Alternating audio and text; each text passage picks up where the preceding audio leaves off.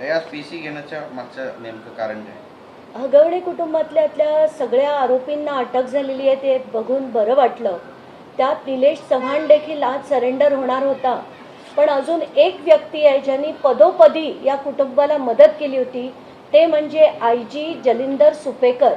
हे मी परत परत त्यांचं नाव का घेते, कारण जेव्हा पहिलं मला कळलं की शशांकचे ते मामा आहेत आणि त्यांच्या पहिल्यांनी आम्ही नाव घेतल्याबरोबर इतकी माहिती त्यांची यायला लागली, त्यांच्या भ्रष्टाचाराची माहिती यायला लागली, त्यांच्या कारनाम्यांची माहिती यायला लागली, त्यांनी कसं कसं या कुटुंबाला मदत केली होती त्याची माहिती यायला लागली. आणि आत्ताच्या घटनेला पहिलं मला हेच सांगायचं आहे की निलेश चव्हाणला पिस्तूल लायसन्स हे सुपेकरांनी दिलं. एवढंच नाही, शशांक आणि सुशीलला सुद्धा दिलं आणि त्याची माहिती मी व्हेरिफिकेशनसाठी पुणे पोलीस स्टेशनकडनं आता घेतेय. या व्यतिरिक्त हे जे जलिंदर सुपेकर आहेत त्यांच्या विरोधात हे महिला आयोगाला मयुरीच्या आईनी लिहिलेलं पत्र, त्याच्यात सरळ सरळ लिहिलंय की एकदा नाही अनेक वेळा मेहुण्यांचा धाक दाखवून आणि राजकारण्यांचा धाक दाखवून या कुटुंबाला हैराण केलं गेलं. मेहुण्यांचा म्हणजे जलिंदर सुपेकर. आता इथे असं लिहिलंय की माझा मेहुणा मोठा पोलीस अधिकारी आहे आणि आमच्या मागे मोठा राजकीय पाठिंबा आहे, म्हणूनच त्यांना हे सगळं करता आलं. आताच्या घटनेला दुसरा जो मला मुद्दाम दाखवायचा आहे, हे एक सुइसाइड नोट आहे. PSI सादरे, अशोक सादरे यांची सुइसाइड नोट आहे आणि याच्यात सरळ सरळ दिलंय की कलेक्शन करायला लावायचे जलिंदर सुपेकर, दिवाळीला पैसे द्यायला लावायचे, दागिने द्यायला लावायचे, सोनं द्यायला लावायचे. म्हणजे जसं हगवणे कुटुंब लोभी होतं तसंच हे सुपेकर सुद्धा लोभी होते आणि प्रत्येक गोष्टीत त्यांचं समर्थन होतं. त्यांची ताकद ही हगवणे कुटुंबाच्या मागे होती, म्हणूनच ते सगळं करू शकत होते. आता ही तिसरी गोष्ट, जलिंदर सुपेकर यांच्या मागे जानेवारी महिन्यात एक समिती स्थापन करण्यात आली. त्यांनी सगळ्या कारागृहांमध्ये जे खरेदी केली होती त्याच्यात 500 कोटीची ती खरेदीमध्ये घोटाळे झाल्याचा आरोप होता. ही समिती स्थापन करण्यात आली आणि ही पेंडिंग इन्क्वायरी असताना सुद्धा ते स्पेशल आयजी हेडक्वार्टर्स आहेत. एवढंच नाही तर त्यांच्याकडे नागपूर, नाशिक, कोल्हापूर हे सगळेच्या सगळे कारागृह त्यांच्याकडे. आत्ताच्या घटनेला मला मिळालेल्या माहितीनुसार कराडला सुद्धा जे समर्थन दिलं जाते ते थँक्स टू मिस्टर सुपेकर आहे. आणि आता मी तुमच्या पुढे एक अतिशय महत्वाचा ऑडिओ हा तुमच्या पुढे प्ले करणार आहे. ही जी चर्चा आहे, ही जो 500 कोटीचा स्कॅम सुपेकरांनी केला त्याच्यात माझं नाव वगळून दुसऱ्या 2 पोलिसांचं नाव घाल आणि त्याच्यात जे ADG प्रशांत बुर्डे आणि ADG अमिताभ गुप्ता यांचं नाव घाल आणि तुला जे हवं ते मी देईन असं सुपेकर म्हणताना ऐकू येते. ही व्हिडिओ क्लिप मी ताबडतोब CM's ऑफिसकडे दिली आहे, कारण गृह मंत्रालयाकडे ते देणं गरजेचं होतं. तर काल दुपारी मी ती त्यांच्याकडे दिली, काल रात्री मी ती CM कडे पाठवली आणि श्रीखर परदेशी यांच्याकडे सुद्धा ही मी माहिती पोहोचवलेली आहे. तर ही आत्ताच्या घटनेला जरी अनव्हेरिफाईड क्लिप असली तरी ही व्हेरीफाय करणं हे सरकारच्या हातात आहे आणि जे माझ्याकडे आहे ते मी फक्त मांडण्याचं काम करतेय आणि याचा तपास ताबडतोब झाला पाहिजे. आणि हे तपास होईपर्यंत जसं मी म्हटलं की हगवणे कुटुंबाला ज्या लोकांनी मदत केली त्या लोकांना शिक्षा झाली पाहिजे. कारण वैष्णवीचा जो मृत्यू झाला त्याच्या आधी जे मयुरीची मारहाण झाली, मयुरीला पण जो त्रास झाला, हे सगळं करण्याची ताकद त्या हगवणे कुटुंबाकडे याच सुपेकरांमुळे आली. तर आता मी तुम्हाला ती क्लिप ऐकून दाखवते, म्हणजे पोलीस किती मॅन्युप्युलेटिव्ह आहेत, कसे ते सगळे अहवाल सुद्धा बदलण्याचं काम करतात ते तुम्हाला ऐकू येईल.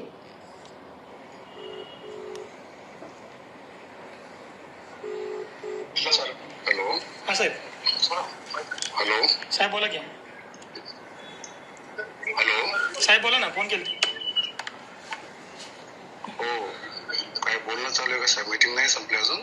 ते मीटिंग चालू आहे साहेबांची आज. मी बोललोय त्यांना, थांब म्हटलं मला. नाही नाही, त्याच्यात माझं नाव कशाला टाकता होतो? ते बंद होतं. त्याच्यात माझं नाव कशाला टाकता होतो तुम्ही कारण नसताना? तुमचं माझा नावाचं काही संबंध आहे त्याच्यात? ऐका ना, मी साहेबांना बोललो नाही अजून काय, म्हणजे फक्त सांगितलं असं असा फोन आला होता म्हणून. साहेबांनी मला एक 5 मिनिट थांबायला सांगितलं. अरे पण कसं आहे, सुपेकरांच्या हातात काहीच नाही ना, विनाकारण आमचे नाव कशाला काय करतात ते? हा बरोबर आहे साहेब, हे सगळं मला कळतं, पण साहेबांना मी काय सांगणार असा विषय आहे ना. अरे पण ते निवेदन तेच बनवताना त्याच वेळेस तुम्ही सांगायला पाहिजे ना यांचं नाव नाही का? मी बोलतो साहेबांना, तुम्हाला फोन जोडून देतो फार तर. नाही नाही नाही, निवेदन म्हणजे लेखी आहे का तोंडी आहे सगळं? लेखी तोंडी सगळंच आहे. हा मग त्यात माझं नाव कट कसं करणार तुम्ही आता निवेदनामध्ये? निवेदनमध्ये मी सांगतो साहेबांना, तुम्ही बोला साहेबांना माझं नाव काढा म्हणून.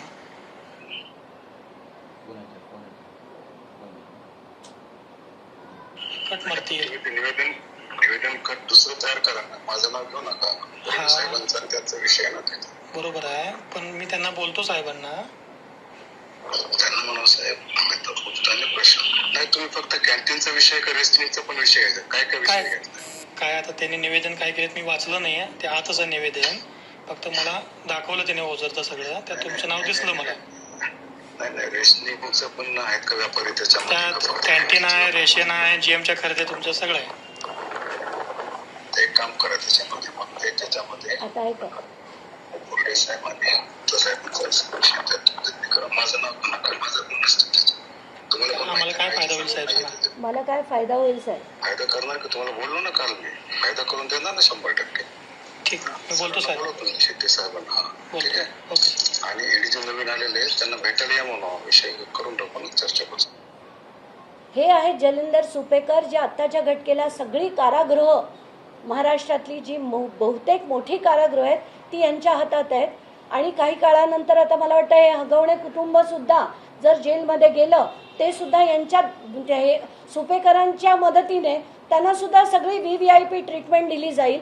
तर माझं असं निवेदन आहे की आत्ताच्या घटकेला जोपर्यंत ही इन्क्वायरी पेंडिंग आहे तोपर्यंत यांना या सगळ्या कर्तव्यातनं बाहेर करण्यात यावं अशी विनंती मी CMना केली आहे आणि CM's ऑफिसकडे पण केलेली आहे. हे दाखवणं मी माझं कर्तव्य समजते म्हणून मी ते दाखवलंय, कारण तिथे जर ते दाबलं गेलं तर जनतेपुढे हकीकत आली पाहिजे म्हणून मी आता हे जे क्लिप आहे ती प्ले केलेली आहे. धन्यवाद. तर हे सगळं प्रकरण एकंदरीतच किती गंभीर वाटतंय, कारण सगळ्या मोठ्या लोकांपर्यंत पोहोचतात, मोठे मासे सुद्धा सरकारने शोधायला हवे असं वाटतं. नाही, नक्कीच. जसं आपण म्हणतोय की निलेश चव्हाणला पकडलं का, तर तो बाळ घेऊन गेला. ते या कुटुंबाला ही जी ताकद मिळाली, जी लढण्याची म्हणजे या सगळ्यांचा छळ करण्याची ताकद का मिळाली, कारण त्यांच्या मागे एका मोठ्या मेहुण्याचं नाव होतं, जे नाव जलिंदर सुपेकर यांचं होतं. आणि जर काल ते म्हणाले की माझा त्याच्याशी संबंध नाही, माझे ते दूरचे नातलग आहेत, तर दूरचे नातलग असते तर रोज त्यांचं नाव घरात घेतलं गेलं नसतं. त्यांनी जी मदत केली, जसं मी म्हटलं की हे हगवणे कुटुंब मागे जेव्हा मयुरीला मारहाण झाली तेव्हा सुद्धा हे फरार होते.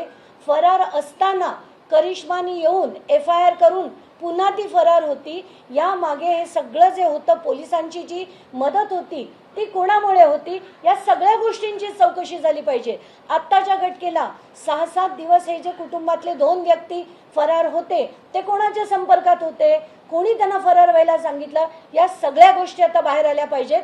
आणि जसं मी म्हटलं, या सुपेकरांविरुद्ध 1, 2, 3, 4 गोष्टी पेंडिंग असताना आत्ताची ही ऑडिओ क्लिप ही जी बाहेर दाखवतेय की माझं नाव वगळून तुम्ही अमिताभ गुप्ता आणि ADG प्रशांत बुर्डे यांचं नाव घाला म्हणणारे जे अधिकारी आहेत, अशा मॅन्युप्युलेटिव्ह अधिकाऱ्यांविरुद्ध सक्त कारवाई झाली पाहिजे असं मी गृह मंत्रालयाला विनंती करते. वैष्णवीच्या मृत्यू प्रकरणात एक धक्कादायक ट्विस्ट आलाय, म्हणजे पोलीस रिमांड कॉपीत हत्येचा संशय बळावलाय आणि त्याच्यामध्ये तिला वेगवेगळ्या हत्यारांनी मारहाण केल्याचं किंवा हत्या केल्याचा एक संशय आलेला आहे. बिलकुल पहिल्या दिवशीपासून मला वैष्णवीचे वडील तेच म्हणतायत की ही आत्महत्या नाहीये, हिचा घात झालाय, हिचा घात झालाय.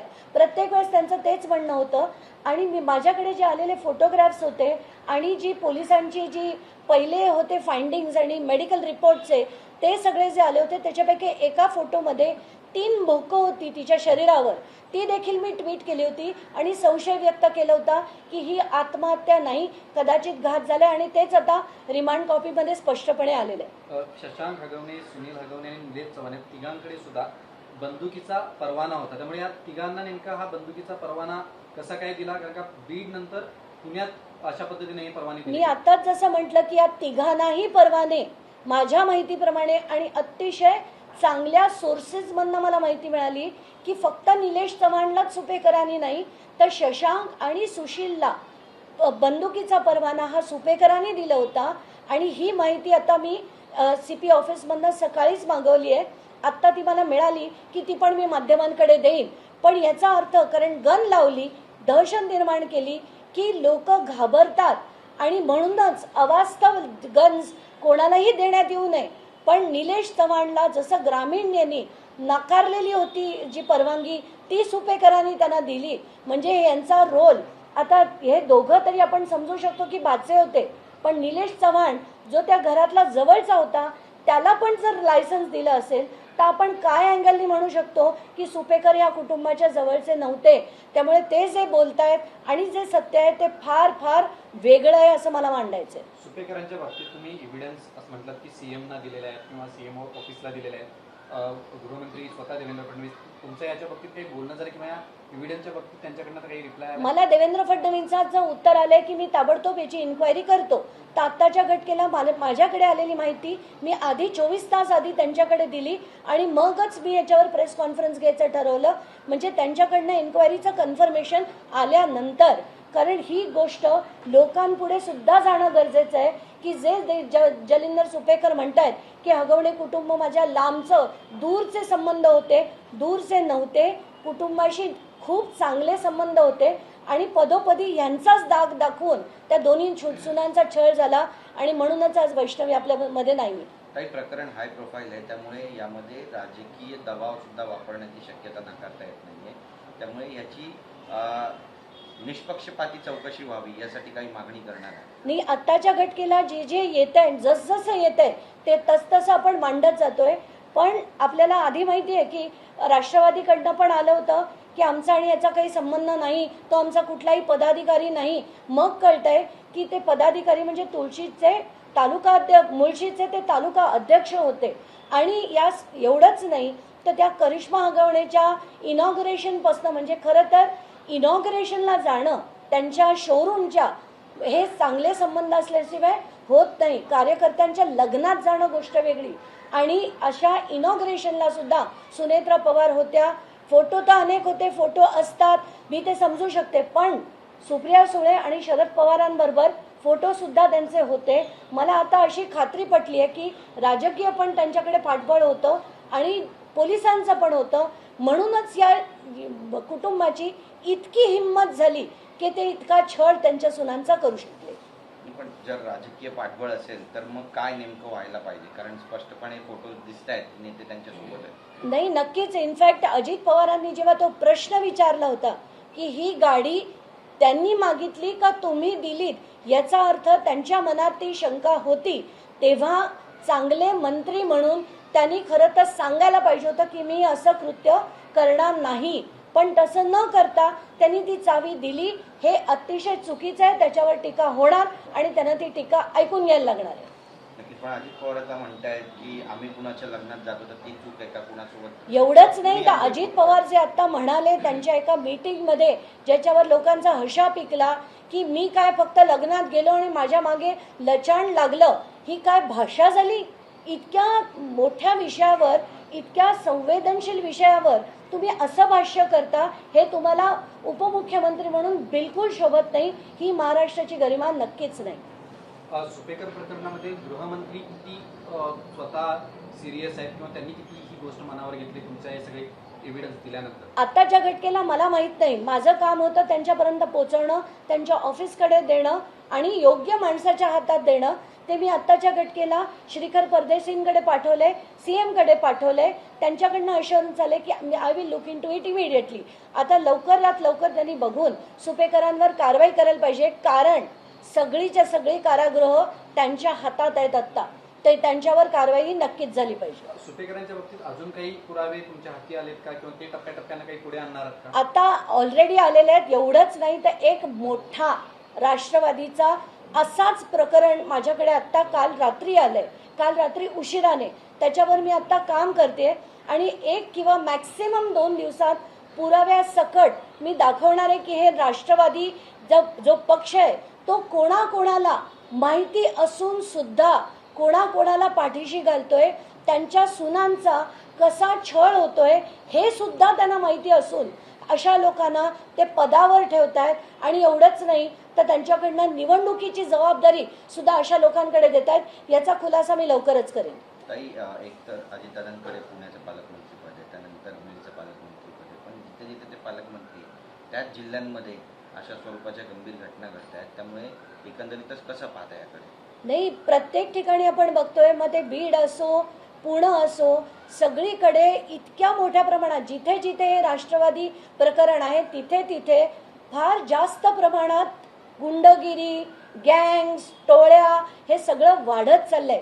पुण्यात याच्या आधी कधीही टोळ्या नव्हत्या, पण आताच्या घटकेला आपण कोयता गँग एवढी मोठी झाली आहे, तिथे किती गँग वॉर्स होत आहेत. रात्रीचे व्हिडिओ सगळे तुम्ही माध्यमं दाखवत आहेत. मला असं वाटतं की आता गृह मंत्रालयाला याची दखल घेण्याची फार गरज आहे आणि जिथे जिथे हे सगळं होत आहे ते बंद करण्यासाठी पण त्यांनी मेहनत घेतली पाहिजे. धन्यवाद.